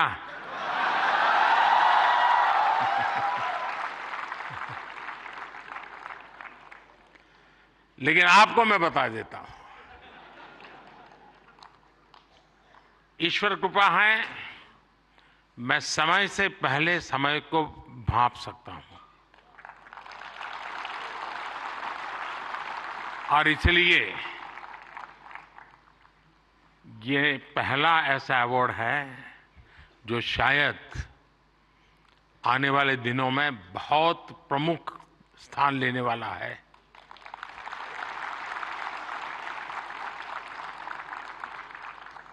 ये इस नए युग को एनर्जाइज कर रहे आप सब युवाओं को सम्मान देना, क्रिएटिविटी को सम्मान देना और समाज की रोजमर्रा की जिंदगी के प्रति जो संवेदनशीलता है उसको सम्मान करने का अवसर है। भविष्य में ये अवार्ड कंटेंट क्रिएटर्स के लिए बहुत बड़ा मोटिवेशन बनेगा, उनके काम को एक बहुत बड़ी पहचान मिलने वाली है। आज जिन्हें नेशनल क्रिएटर्स अवार्ड मिले हैं, मैं उन विजेताओं को तो बधाई देता ही देता हूं, पर जिन्होंने इसमें बढ़ चढ़ करके हिस्सा लिया, क्योंकि बहुत कम समय मिला था, हम ज्यादा इस चीज को पॉपुलर भी नहीं कर पाए थे और मैं नहीं चाहता था कि मैं इसमें और समय गंवाऊं, लेकिन जल्दी जल्दी में भी, इतने कम समय में भी 1.5-2 लाख क्रिएटिव माइंड्स इसके साथ जुड़ जाए, ये मेरे देश की भी एक पहचान बना देता है।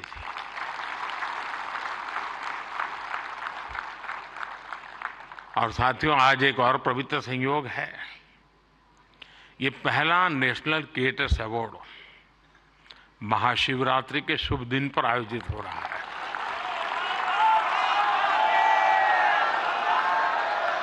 और मेरे काशी में तो शिव जी के बिना कुछ नहीं चलता है। महादेव, भगवान शिव भाषा, कला और क्रिएटिविटी के जनक माने गए हैं। हमारे शिव नटराज है, शिव के डमरू से माहेश्वर सूत्र प्रकट हुए हैं। शिव का तांडव लय और सृजन की नींव रखता है इतिहास, और इसलिए यहां जो क्रिएटर्स हैं उनके लिए नए सब्जेक्ट मिल जाएंगे। महाशिवरात्रि के दिन ये आयोजन अपने आप में बहुत बड़ा सुखद संयोग है और मैं आपको भी और देशवासियों को भी महाशिवरात्रि की बहुत बहुत शुभकामनाएं देता हूं। फ्रेंड्स, आज इंटरनेशनल वुमेन्स डे भी है, लेकिन मैं देख रहा हूं पहली बार पुरुष ताली बजा रहे हैं, वरना उनको लगता है हमारा तो कोई डे आता नहीं। आज जो अवार्ड मिले हैं उनमें भी बहुत सारी बेटियां मैदान मार गई हैं, मैं उनको भी बधाई देता हूं। और भी मैं देख रहा हूं क्रिएटिव वर्ल्ड में हमारे देश की बेटियां बहुत बड़ी मात्रा में सबको देख रहा हूं, मुझे बहुत गर्व हो रहा है आप लोगों को देख करके। मैं देश की सभी महिलाओं को, बहनों को, बेटियों को इंटरनेशनल वुमेन्स डे की बहुत बहुत बधाई देता हूं। और आज ही मैं अभी, आप तो यहां बैठे हैं, मैं गैस सिलेंडर का 100 रुपया कम करके आया हूं।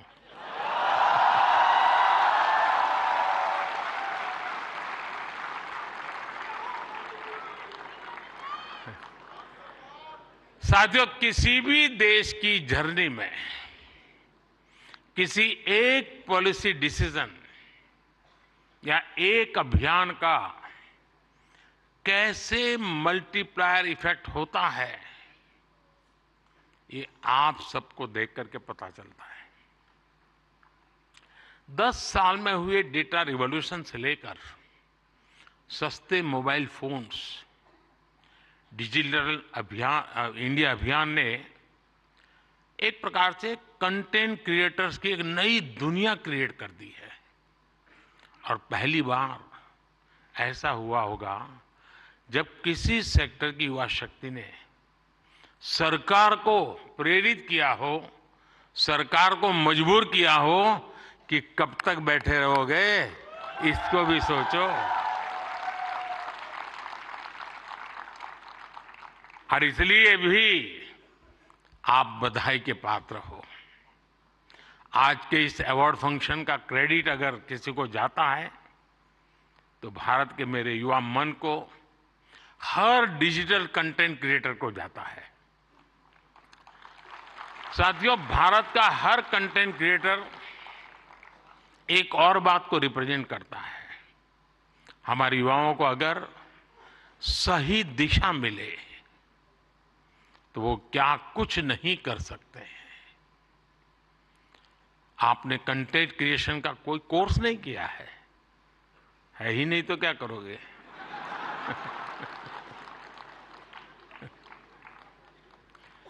पढ़ाई के टाइम करियर सेलेक्ट करते हुए ये सोचा भी नहीं होगा कि हम कंटेंट क्रिएटर जैसा कुछ बनेंगे, लेकिन अपने भविष्य को पहचाना, फ्यूचर को देखा और ज्यादातर लोगों ने वन मैन आर्मी की तरह काम शुरू कर दिया। अब ये श्रद्धा को देखिए, खुद अपना मोबाइल लेकर के बैठ जाती है। अपने प्रोजेक्ट में आप ही राइटर, आप ही डायरेक्टर, आप ही प्रोड्यूसर, आप ही एडिटर, यानी आपको ही सब कुछ करना होता है। यानी एक प्रकार से इतनी टैलेंट एक जगह पे जमा हो जाए और फिर वो जब प्रकट हो तो उसका सामर्थ्य कितना हो सकता है अंदाज लगा सकते हैं। आपने आइडियाज गढ़े, इनोवेशन किए और उन्हें स्क्रीन पर जीवंत बनाया।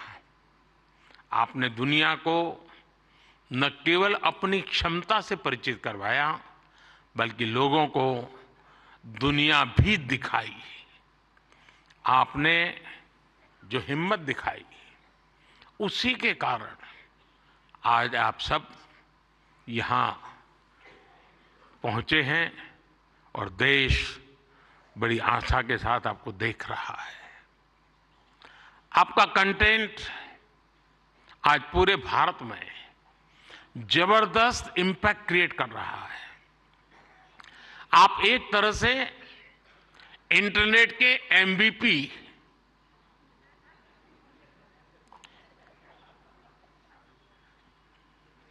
ठीक है ना? थोड़ा दिमाग खपाओ, क्रिएटिविटी बताओ अपना। जब मैं आपको एमपीपी कहता हूं मतलब मोस्ट वैल्यूएबल पर्सन बन गए।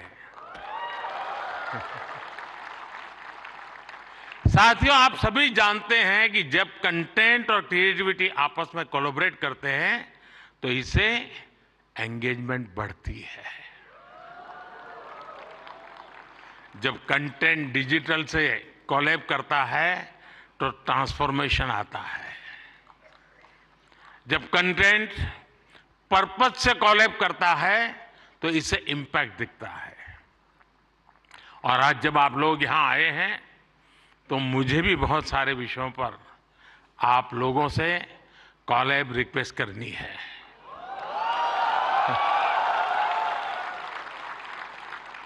साथियों, एक जमाने में हम छोटी से छोटी दुकानों पर लिखा देखते थे कि यहां बहुत टेस्टी फूड मिलता है, ऐसा देखते थे ना। कोई भी कहे वहां क्यों खाना तो बोले टेस्टी फूड है। लेकिन आज हम देखते हैं कि दुकान वाले लिखते हैं कि यहां हेल्दी फूड मिलता है। अब टेस्टी नहीं लिखता है, हेल्दी फूड मिलता है। क्यों बदलाव आया? तो ये एक बदलाव समाज में भी आ रहा है। इसलिए कंटेंट ऐसा होना चाहिए जो लोगों में कृतज्ञ भाव जगाए, देश के प्रति आपके जो कर्तव्य हैं उनके लोगों को प्रेरित करें।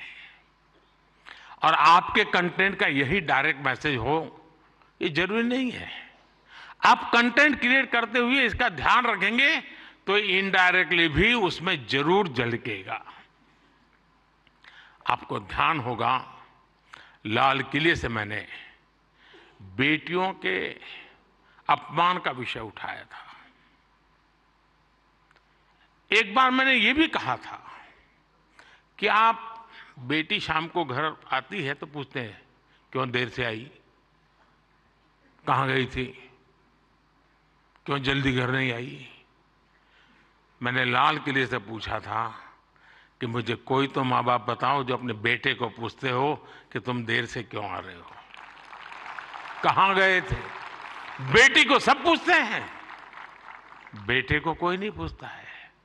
मैं कंटेंट क्रिएटर से कहता हूं इस बात को आगे कैसे बढ़ाएं, एक माहौल कैसे बनाएं।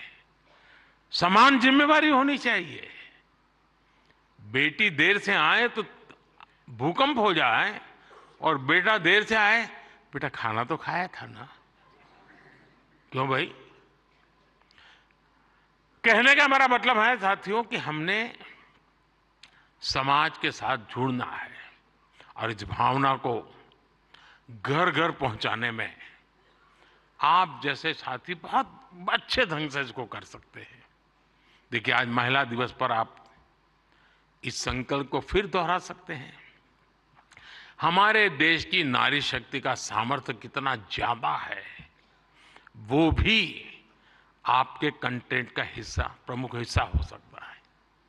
मैं जरूर दावे से कहता हूं जी, आप में से कोई थोड़ा क्रिएटिव माइंड के साथ सुबह से रात तक माँ क्या करती है उसी को थोड़ा रिकॉर्ड करके उसको एडिट करके रखें।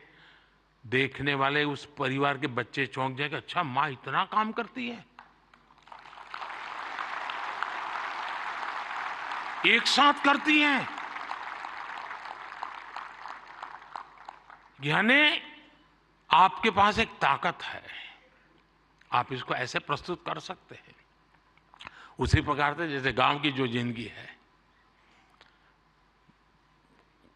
आपने देखा होगा इकोनॉमिक एक्टिविटी में गांव की महिलाएं बहुत बड़ी मात्रा में जुड़ी हुई थी। ये वेस्टर्न लोगों की जो सोच है ना कि भारत में वर्किंग वुमेन नहीं है, अरे भाई वर्किंग वुमेन छोड़, भारत में महिला है तभी तो संसार चल पा रहा है जी।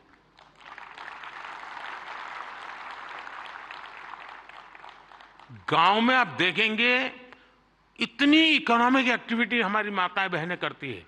अगर ट्राइबल बेल्ट में जाएंगे, पहाड़ों में जाएंगे तो आपको मैक्सिमम इकोनॉमिक एक्टिविटी हमारी माताएं बहनें करती हैं जी। और इसलिए हमारी क्रिएटिविटी के द्वारा हम ये जो गलत परसेप्शन बने हैं ना, बड़े आसानी से बदल सकते हैं, हकीकतों के आधार पर बदल सकते हैं। और मैं मानता हूं हम इसको करना चाहिए। अगर एक दिन की जीवन की सिर्फ साइकिल को हम दिखाएं तो पता चलेगा कि हमारे यहाँ पशुपालक हो, किसान महिला हो, मजदूरी करने वाली महिला हो, कैसे काम करती, कितनी मेहनत करती है। साथियों, स्वच्छ भारत की सफलता से आप सभी परिचित हैं और आपने उसमें सहयोग भी किया है, लेकिन ये तो निरंतर चलने वाला जन आंदोलन है।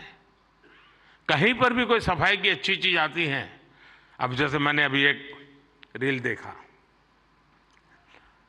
कोई टाइगर पानी पीने जा रहा है और उसमें प्लास्टिक की बोतल देखता है तो टाइगर मुंह से प्लास्टिक का बोतल उठाता है और कहीं पर जगह पे छोड़ने के लिए चला जा रहा है। अब इसका मतलब मोदी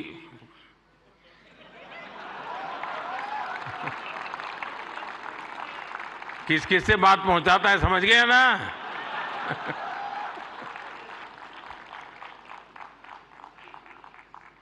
अब उसके माध्यम से आप भी पहुंचा सकते हैं और इसलिए आप इस विषय पर भी लगातार कुछ न कुछ जरूर करते रहिए। एक अहम विषय भी मैं आपसे स्पर्श करना चाहता हूं दोस्तों। ये छोटी छोटी चीजें जो मेरे मन को छूती है, मेरा मन करता है कि क्रिएटिव माइंड के लोग हैं तो शायद मैं मन खोल करके बातें भी कर सकता हूं। मैं भाषण नहीं कर रहा मुझे।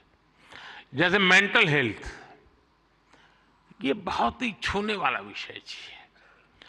और वैसे तो डिजिटल प्लेटफॉर्म पर काफी कंटेंट हंसी मजाक से जुड़ा होता है, लेकिन कई अन्य गंभीर विषय भी होते हैं। मैं देखता हूं मेंटल हेल्थ को लेकर, बहुत बधाई हो आपको, बहुत बधाई हो, बहुत बधाई हो, बहुत बधाई हो। मैं नहीं कह रहा हूं नहीं बनाते हैं, मैंने बोला ही नहीं है जी, मैं ऐसी गलती नहीं कर सकता हूं। मुझे मेरे देश के टैलेंट पे भरोसा है, मुझे मेरे देश के लोगों की संवेदनशीलता मुझसे जरा भी कम नहीं है।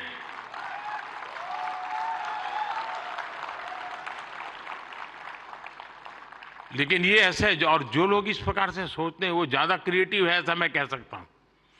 क्योंकि मेंटल हेल्थ को लेकर काफी क्रिएटर्स बहुत अच्छा काम कर भी रहे हैं, लेकिन अभी हमें इस पर और ज्यादा काम करने की जरूरत है। और हो सके तो लोकल लैंग्वेज, गांव के अंदर एक परिवार में अगर ऐसा बच्चा है, उनके लिए क्या हो सकता है। बड़े शहर में 5 स्टार दुनिया में तो होगा, क्योंकि उनकी जिंदगी में ये बहुत जरूरी है जी। उसी प्रकार से एक बहुत बड़ा महत्वपूर्ण विषय है बच्चों में स्ट्रेस का। हमें पता नहीं होता है, पहले तो हमारा जॉइंट फैमिली होता था और बच्चे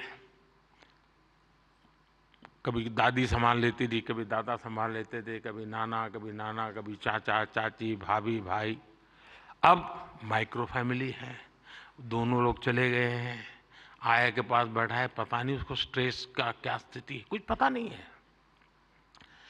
अब जैसे एग्जाम का समय होता है, स्टूडेंट्स में रिजल्ट को लेकर के चिंता बहुत बढ़ जाती है, सांस फूलने लग जाती है। रिजल्ट आने पर फोन पर दोस्तों तो कह रहे जैसे रिजल्ट अभी आ गया हो, लेकिन धीरे धीरे पारा गर्म हो जाता है। मैंने कोई 12-15 साल पहले एक छोटी सी फिल्म देखी थी। उस जमाने में तो उतना वीडियो कोई पॉपुलर नहीं था, लेकिन मेरी ये रुचि है जानना, समझना, सीखना। और उसमें ये बताया गया था कि कुछ भी गलत निर्णय लेने से पहले बेहतर जीवन जीना ज्यादा आसान है और कितना जीवन सुंदर बनता है। और उस बच्चे को एग्जाम देनी होती थी, उसको लगता है ये सब मैं नहीं कर पाऊंगा, तो आत्महत्या करने के लिए सोचता है। शायद उसके जो क्रिएटर होंगे उसको याद आ जाएगा, मुझे पूरा याद नहीं, क्योंकि मैंने 15-16 साल पहले इसको, 20 साल हो गए होंगे। तो उसको मन करता है कि मैं रस्से से टांग करके जान दे दूं, तो रस्सा खरीदने जाता है। तो वो उसे पूछता है कितने फीट चाहिए लंबा, तो वो सोचता है फीट क्या होता है, तो जाके पढ़ाई करता है, फीट ऐसे होता है।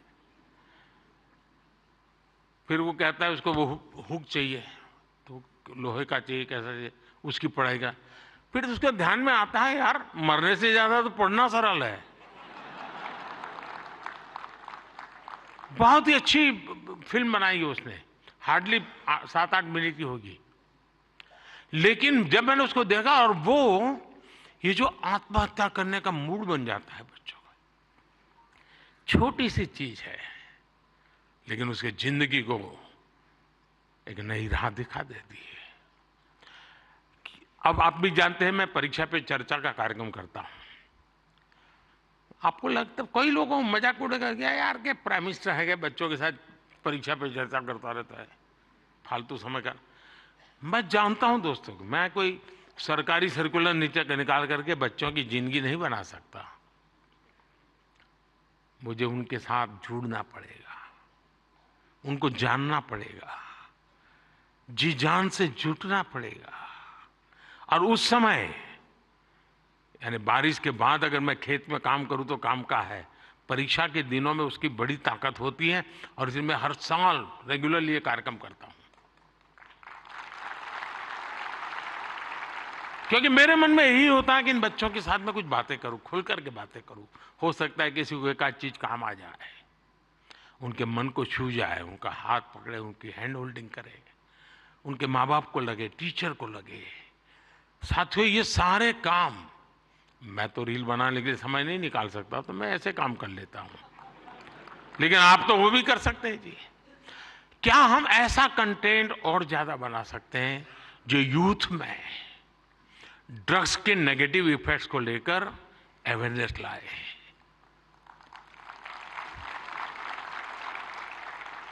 हम बिल्कुल दावे से क्रिएटिव वे में समझा सकते हैं कि drugs is not a cool for youth.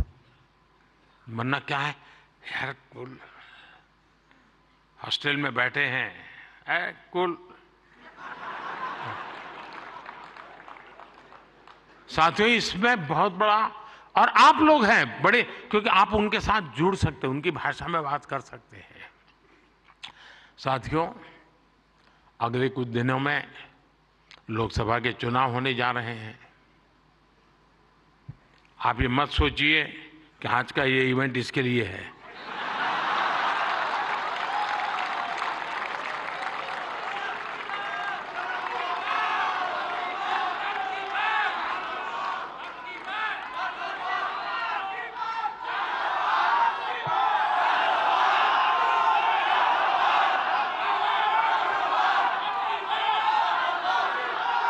और मैं आपको गारंटी देता हूं कि हो सका तो नेक्स्ट शिवरात्रि पर भी, या तो डेट कोई और हो सकती है, या ऐसा कार्यक्रम मैं ही करूंगा।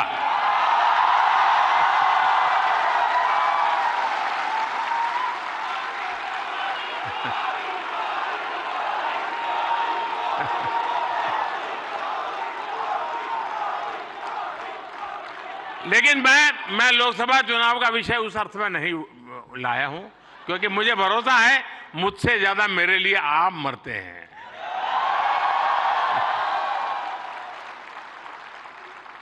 और आप मेरे लिए इसलिए मरते हैं क्योंकि मैं आपके लिए जीता हूं,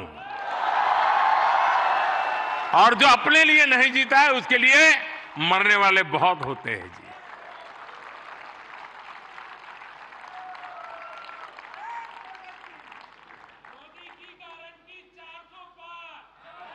वो मोदी की गारंटी नहीं है, 140 करोड़ देशवासियों की गारंटी है।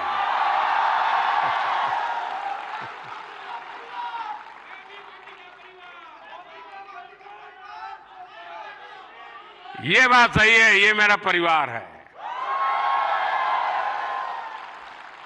साथियों, मैं जो लोकसभा चुनाव की बात कर रहा था, और एक क्रिएटिव वर्ल्ड के लोग बहुत बड़ा काम कर सकते हैं।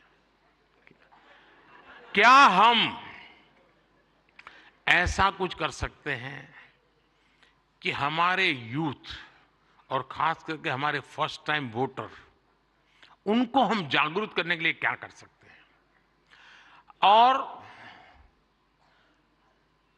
उसको पता हो कि वोट देना यानी किसी को जिताना हराने का काम नहीं है जी। वोट देने का मतलब है तुम इतने बड़े देश की निर्णय प्रक्रिया के हिस्सेदार बने हो। तुम देश का भविष्य बनाने वाले एक महत्वपूर्ण पार्टनर हो। ये उस तक पहुंचना जरूरी है जी। उसको कभी ये मत कहिए किसको वोट दो, लेकिन आप उसको जरूर कहिए कि वोट तो देना ही चाहिए। वो तय करेगा किसको देना किसको नहीं देना, वो तय करेगा, लेकिन वोट देना चाहिए, ये उसको जरूर कहना चाहिए। और मैं मानता हूं हमारे देश में, दुनिया के देश जहां जैसे जैसे समृद्धि बढ़ती गई, वोटिंग पैटर्न घटती गई। दुनिया में देश समृद्ध हुए, लेकिन अलग अलग व्यवस्थाओं ने समृद्धि तक ले गए और बाद में लोकतंत्र की दिशा में गए। भारत 100% लोकतंत्र के ही अधिष्ठान को लेकर के समृद्ध राष्ट्र बनने के सपने को लेकर के चला है, और दुनिया के लिए मॉडल बनने वाला है जी। ये दुनिया के लिए बहुत बड़ा मॉडल बनने वाला है, लेकिन उसमें मुझे मेरे देश के नौजवानों की भागीदारी चाहिए। 18, 19, 20, 21 साल के जैसे। साथियों, हम अपने आसपास देखते हैं कि जो दिव्यांगजन होते हैं, स्पेशली एबल्ड होते हैं, उसमें बहुत प्रतिभा होती है, टैलेंट होता है। आप उनके लिए भी एक बड़ा माध्यम बन सकते हैं, उन्हें सपोर्ट कर सकते हैं। हमारे दिव्यांगजनों में जो इनहेरेंट ताकत होती है, उसे बाहर लाने की आवश्यकता है। उसे भी सोशल मीडिया की शक्ति से जोड़ने की जरूरत है। साथियों, एक और विषय है भारत का इन्फ्लुएंस, भारत के बाहर और ज्यादा बढ़ाने का। आज दुनिया में आप में से जो भी परिचित होंगे विश्व के साथ, आज भारत का तिरंगे का बहुत आन बान शान है, भारत के पासपोर्ट की आन बान शान है कि नहीं है? है ना? आपने देखा होगा यूक्रेन से बच्चे जब निकल रहे थे, तिरंगा झंडा दिखा दिया, काम चल जाता था जी।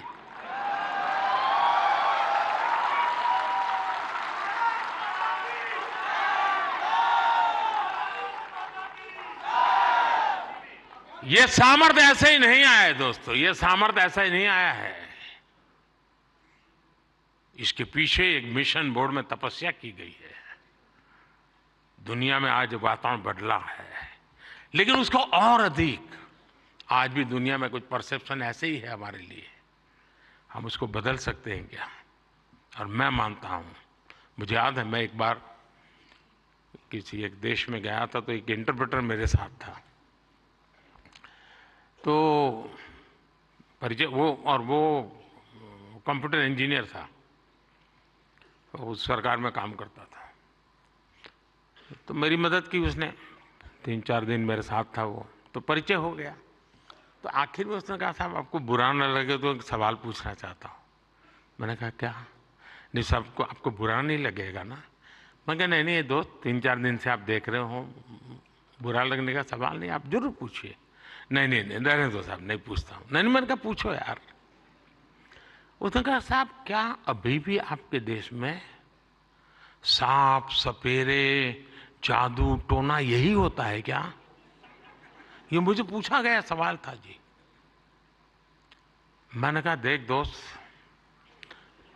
हमारे लोग तो उस जमाने में तो बड़े ताकतवर थे, तो सांप बाप उनके लिए बड़ा बाएं हाथ का खेल था। अब मैंने कहा हमारी ताकत बहुत कम हो गई है, और धीरे धीरे करके मैंने कहा वो माउस पे आ गए हैं। लेकिन मैंने कहा वो माउस से पूरी दुनिया को हिलाते हैं।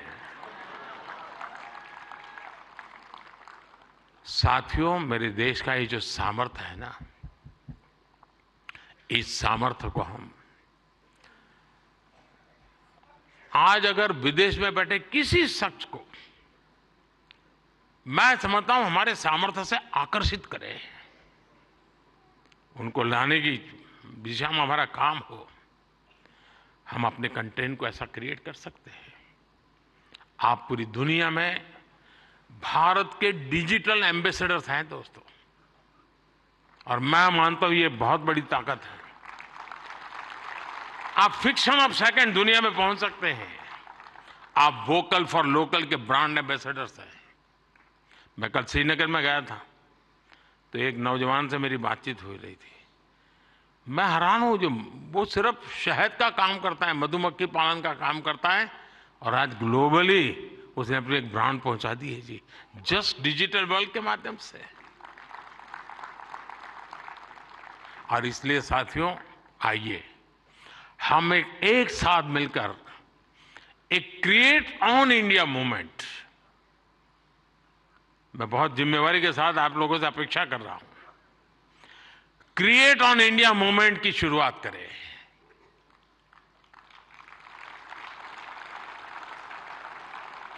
हम भारत से जुड़ी स्टोरीज को, भारत की संस्कृति को, भारत के हेरिटेज और ट्रेडिशंस को पूरी दुनिया से शेयर करें।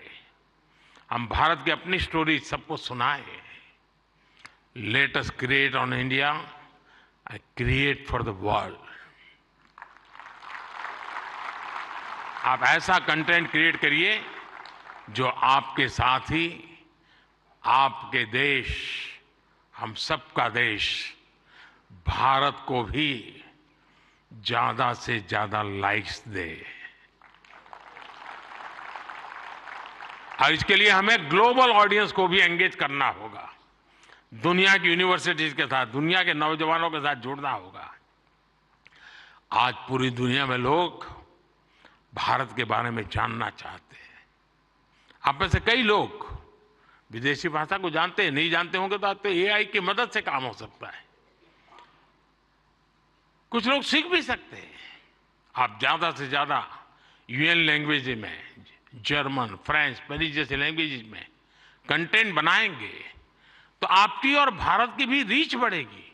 हमारे अड़ोस पड़ोस के देश हैं, उनकी भाषाओं में हम कुछ करें, हमारी एक अलग पहचान बनेगी। और आपने देखा होगा पिछले दिनों बड़ा महत्वपूर्ण डिसीजन हमने लिया है। मैं भी कुछ दिन पहले बिल गेट्स के साथ गप्पे मार रहा था, तो ऐसे ही एआई वगैरह सारे विषयों पे बहुत चर्चा निकली। कभी उसके विषय में जरूर आपको पता चलेगा। लेकिन हमने अभी कल ही एक डिसीजन लिया है। हम एआई मिशन को, और मैं मानता हूं दुनिया देख रही है कि भारत एआई में क्या काम करेगा, क्योंकि भारत लीड करेगा, मान के चलिए दोस्तों, क्योंकि मैं आपके भरोसे बोल रहा हूं। उसी प्रकार से आपने देखा होगा सेमीकंडक्टर, जिस प्रकार से भारत सेमीकंडक्टर की दुनिया में आगे बढ़ रहा है, और मैं बताता हूं कि हम 2G 4G वगैरह में बहुत पीछे रह गए, 5G में हमने लीड कर लिया। वैसा ही हम बहुत तेजी से सेमीकंडक्टर की दुनिया में, हम दुनिया में अपनी जगह बना लेंगे दोस्तों, और देखते ही देखते हम छा जाएंगे। और ये मोदी के कारण नहीं, मेरे देश के नौजवानों के कारण, मेरे देश के टैलेंट के कारण। इतना सामर्थ्य है। मोदी तो सिर्फ अवसर देता है, रास्ते से कांटे हटा देता है, ताकि मेरा देश का नौजवान तेज गति से आगे बढ़ चले।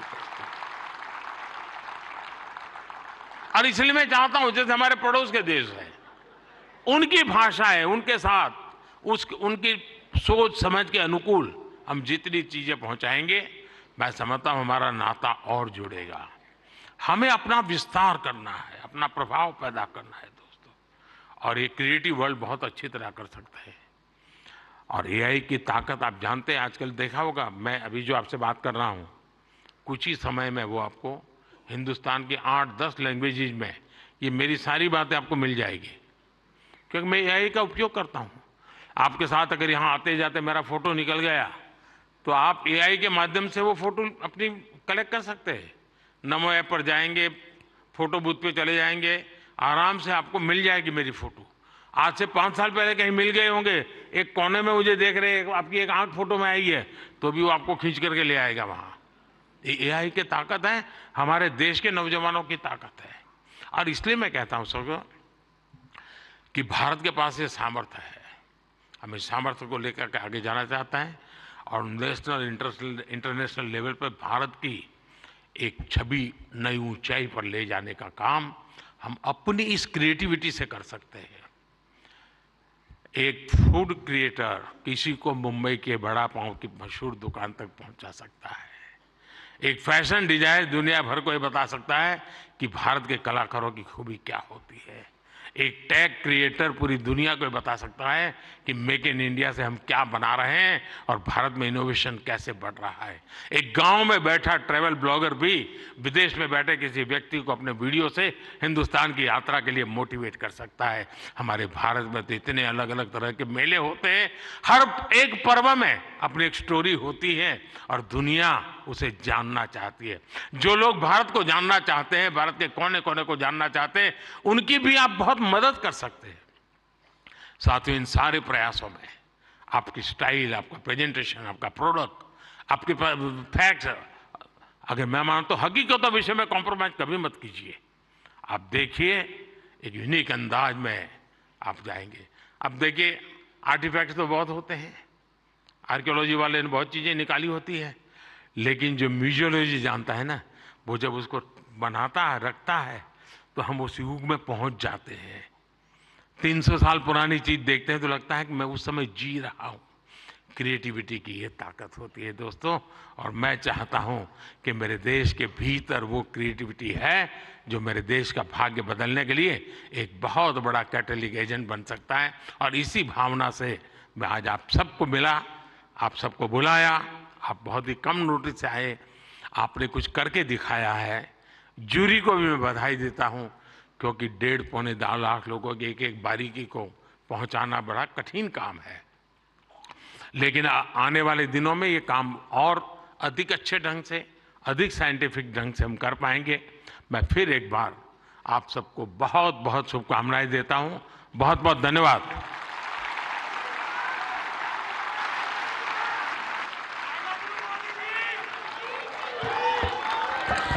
आपका बहुत बहुत आभार माननीय प्रधानमंत्री जी।